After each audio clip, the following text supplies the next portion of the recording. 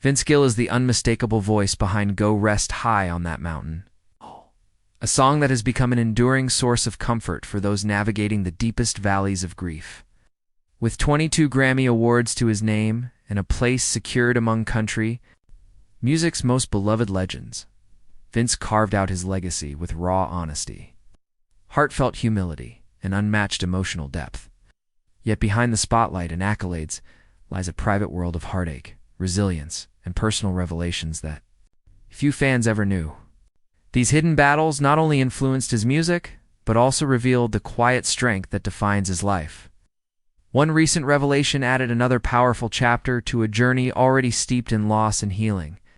It all began with a tragedy that silently shaped the man he would become back in 1968. A young Vince Gill was just 11 years old, living a carefree life in Norman, Oklahoma. His world revolved around school, simple family dinners, and the soothing comfort of strumming melodies. On a modest 4-string tenor guitar, music was already in his blood. His father, J. Stanley Gill, was not only a federal judge, but also an amateur musician who often played alongside his son. Theirs was a home filled with quiet love and the rhythm of a close-knit family until one devastating phone call shattered everything. Vince's older half-brother, Bob Cohen, had been in a car accident. His injuries were beyond severe. Bob slipped into a coma, and for 3 excruciating months, the family lived in limbo. For Vince, who adored his lively, fun-loving brother, the sterile walls of the hospital became a terrifying, silent void. When Bob finally woke up, he was no longer the brother Vince remembered. The crash had left Bob with irreversible brain damage. He could no longer speak, take care of himself, or connect meaningfully with the world. The vibrant young man who had once dashed across fields and shared mischievous laughter with Vince was now locked inside a body he couldn't command. For the Gill family, this wasn't just a personal loss, it tore through the emotional fabric of their home. Vince watched his mother silently mourn a son who was technically alive but emotionally unreachable. That wound never fully healed. Bob remained in that state for the next 25 years before passing away in 1993, by which time Vince had already become a well-known musician. That same year, Vince released Let There Be Peace on Earth, a Christmas album imbued with sorrow and love. One particular track, It Won't Be the Same This Year, directly addressed his grief, voicing the pain of losing someone long before their actual death. In interviews, Vince has revisited that season of life many times, saying, "Every time I sing that song, I see that 11-year-old boy again." That tragedy didn't just color his childhood, it shaped his soul. It gave his voice its tender ache and grounded his songwriting in something no fame or fortune could replicate. By the late 1980s, Vince was a respected figure in Nashville's music circles. It gained some attention as a guitarist and singer. With Pure Prairie League, but his solo career hadn't taken off. Though signed with RCA Records, his first 2 albums, The Things That Matter and The Way Back Home, in prees but didn't make much impact on the charts. Nashville, a town obsessed with hit singles, seemed to be looking past him. Vince was talented. No doubt critics admired his voice, and fellow musicians considered him one of the best guitarists around. Still, stardom eluded him, and it seemed he was on the verge of becoming just another story of almost dash-made dash it. Then came a phone call that could have changed everything. Mark Knopfler, the iconic frontman of Dire Straits, invited Vince to join the band, one of the most successful rock acts in the world at the time. Dire Straits had just come off their mega-hit Brothers in Arms and were selling out stadiums globally. Knopfler admired Vince's soulful voice and smooth guitar skills and extended a golden invitation not for a session, but for full membership. This was the kind of offer that could catapult a career into stratospheric fame. But to everyone's surprise, Vince said no. He later reflected on that decision, saying, "It wasn't that I didn't love what they did. I did. But I knew that once I went down that road, I wouldn't come back. I wouldn't be me anymore. I wanted to tell my stories. I hadn't done that yet." Turning down Dire Straits wasn't just a professional risk, it was a deeply personal decision. In the lean years that followed, he sometimes questioned that choice. The fame and money would have made life easier. Instead, he toured in smaller venues, rode long buses, and often opened shows for bigger names. But fate had its timing. Soon after, Vince released When I Call Your Name. The album didn't just do well, it became a turning point in country music. The title track, a heartbreaking ballad, highlighted the vulnerability and restraint in his voice and won him his first Grammy. It wasn't just a commercial win, it was artistic validation. Vince had finally found his voice, on his terms. Gamble had paid off. He didn't chase someone else's dream, he carved out his own path. Looking back, Vince has said that turning down dire straits wasn't just about career ambitions. It was about staying true to who he was. I'd rather be me in a small club than someone else in a sold-out arena, he explained. In December 1993, Vince was filming Christmas with Vince Gill in Tulsa, a television special filled with country charm and holiday warmth. One of the guests that day was Amy Grant, a superstar in Christian music.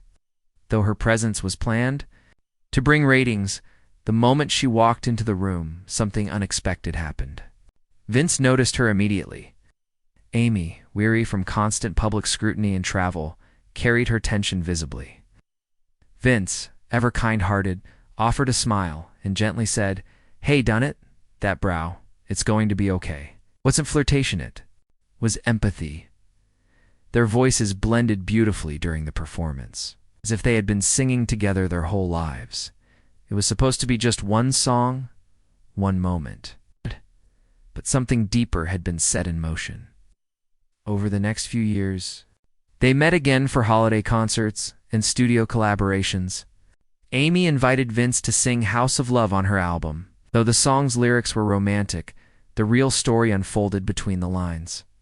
Both were married. Vince to Janice Oliver, with whom he shared a daughter, and Amy to fellow Christian singer Gary Chapman. But both marriages were quietly unraveling. Despite the clear chemistry, both Vince and Amy maintained that their connection remained within respectful bounds. "We were two people trying to be faithful to the vows we had taken," Amy later said. Yet fans, the media, and even some in the industry began to speculate. The timing didn't help. Vince and Janice divorced in 1997. Amy and Gary separated 2 years later. The overlap fueled rumors and stirred scandal, especially for Amy, as a Christian music icon. The backlash was swift, and painful. Radio stations dropped her music. Fans expressed outrage, and critics were harsh.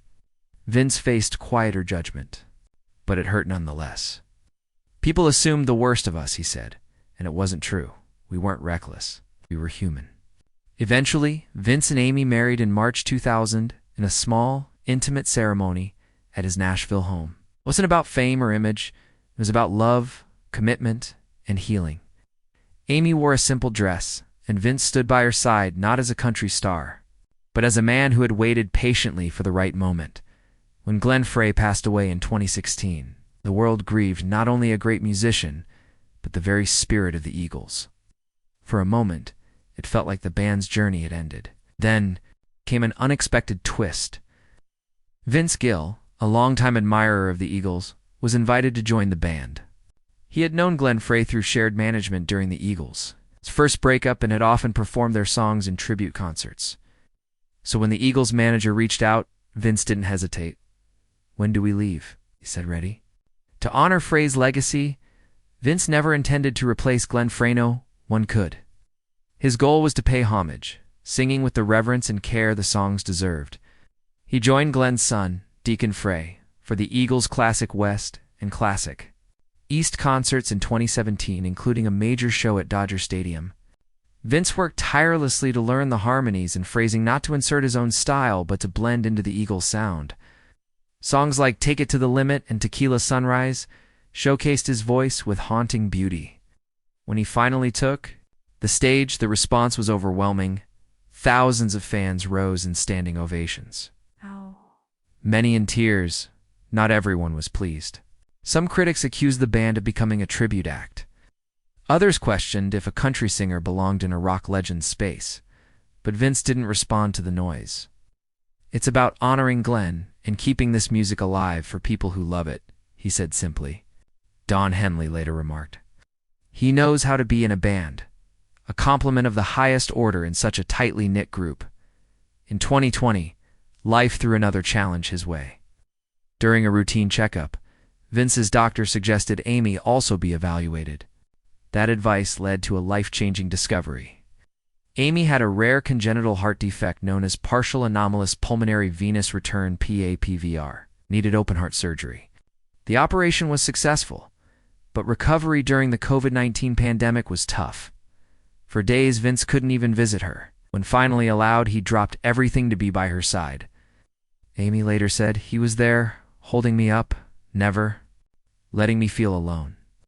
But just 2 years later, in 2022, Amy suffered a traumatic brain injury after falling off her bike. She lost consciousness and endured memory loss and balance issues. Vince canceled concerts immediately, saying no. Stage matters more than seeing her well again. His devotion was unwavering. The old song "When My Amy Prays" took on new meaning, becoming a deeply personal anthem of love, faith, and resilience. Now at 67, Vince Gill isn't chasing chart toppers. He's writing from the heart, reflecting on life's trials, joys, and quiet truths. "I'm writing the best songs of my life now," he said in 2023. Songs like "Forever Changed," inspired by a story of childhood abuse, show his ability to turn pain into beauty. His voice remains a vessel for empathy. Vince's artistry today is about connection, not commercial success. He watches life and sings it back to us, not with judgment, but with grace. He doesn't need the spotlight. He's already left a legacy of truth, resilience, and compassion, proving that silence, when chosen wisely, can speak louder than any applause.